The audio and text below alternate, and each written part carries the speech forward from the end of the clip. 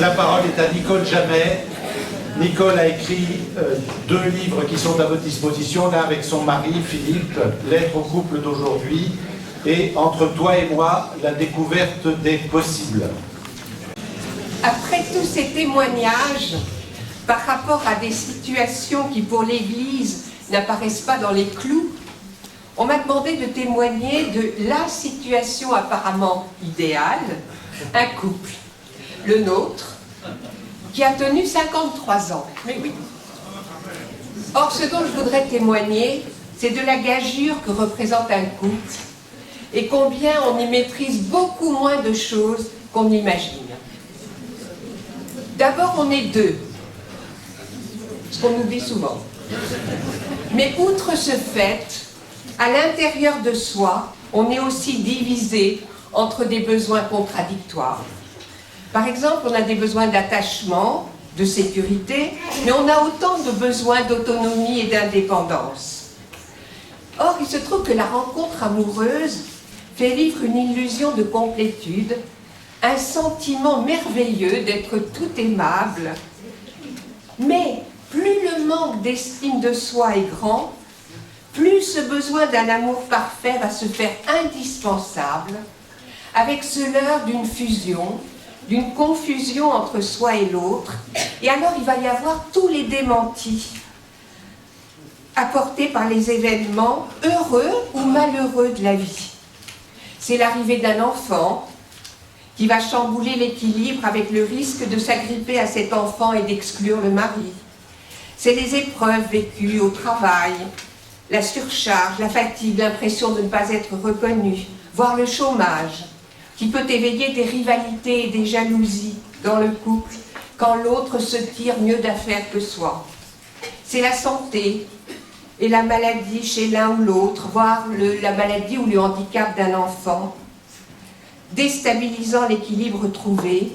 Et puis aussi, c'est des rencontres. Des rencontres qui, dans des moments difficiles, font miroiter le leurre d'un nouvel amour parfait ailleurs. Pour le dire vite, l'amour, c'est ce que je ne maîtrise pas. Ce n'est pas d'abord mon sentiment, mon vécu à moi, mais c'est ce qui va se jouer, ce qui est agi et vécu entre toi et moi, dans une circulation permanente des échanges, où sans cesse l'imprévu des réactions de l'autre va entraîner les miennes, qui peuvent mener à des dérapages quand l'image de l'un ou de l'autre est attaquée, remise en question, voire humiliée. Alors, pour ne pas rester dans les généralités, je voudrais témoigner d'un événement difficile pour moi dans notre couple, qui s'est joué autour de mai 68, alors que nous avions déjà 3 enfants. Outre cette contestation de l'autorité de mai 68, mon mari a perdu son père à ce moment-là, et il a commencé une psychanalyse en lien avec son métier de psychiatre. Ça a été un tsunami. Tout était remis en question. Mais le premier bouleversement, ce fut sa prise de conscience que sa foi avait été une convention et que s'il voulait être honnête, il lui fallait reconnaître que la relation au Christ ne prenait pas sens pour lui. Avec en outre toutes nos relations avec des psys qui essayaient de me persuader de l'aspect illusoire de tout ça. Or, il se trouvait qu'au départ de notre couple, la foi avait été le socle sur lequel nous avions voulu bâtir notre famille. Après quelques mois, je ne savais plus trop où j'en étais, j'ai finalement pris la décision de faire des études de théologie pour essayer de me donner des arguments, enfin de dire, parce que c'était vécu comme ça, mais je ne savais pas le dire. Alors j'ai fait à Cato le cycle C.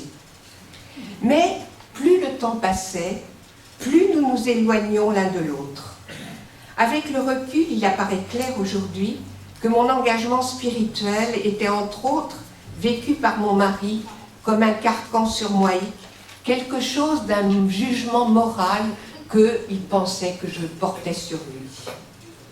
5 ans étaient déjà passés quand mon mari prit l'initiative d'un petit week-end à Florence, sans les enfants, et je crois que ça a été quelque chose... Alors je le dis maintenant, sur le moment je ne l'ai pas vu comme ça, mais je pense que ça a été décisif. Ce geste de venir vers moi, suggérant que je comptais pour lui, m'a permis d'aller à mon tour vers lui. Je me revois sur le Ponte Vecchio à lui dire « Je vais faire une psychanalyse et je vais faire des études de psychologie. »